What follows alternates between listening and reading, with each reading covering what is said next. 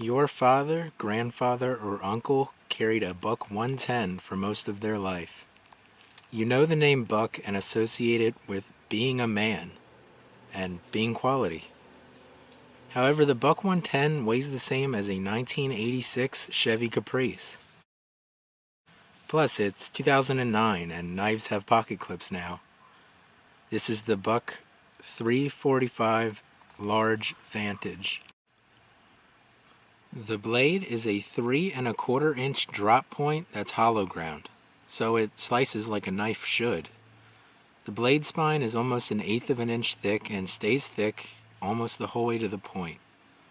I wouldn't suggest using a pocket knife as a pry bar, but things happen.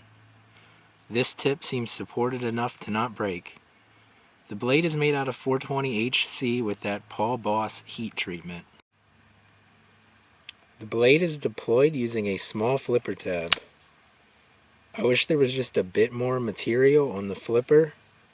It doesn't deploy as easily as some of my other flipper knives, but it's not bad once you get used to it.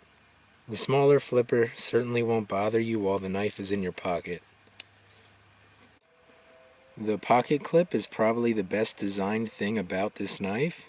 It's a deep carry clip mounted to carry tip up. It's screwed into the butt end of the handle and can be switched to left or right side carry. The clip is attractive looking with a light stonewash finish and a small Buck anvil engraved on it. It's almost like Buck paid attention to all the words YouTube knife reviewers use about pocket clips and decided to make the perfect pocket clip. Not at all like those Buck 110 and Buck 112 slim knives with the huge ugly pocket clips. The handle scales are some kind of glass-filled nylon or other fancy named plastic material. A Buck logo is stamped into one of the sides of the handle scales, and there's also 3 decorative lines cut into them. This knife has stainless steel liners and is a liner lock. The liners are not skeletonized at all.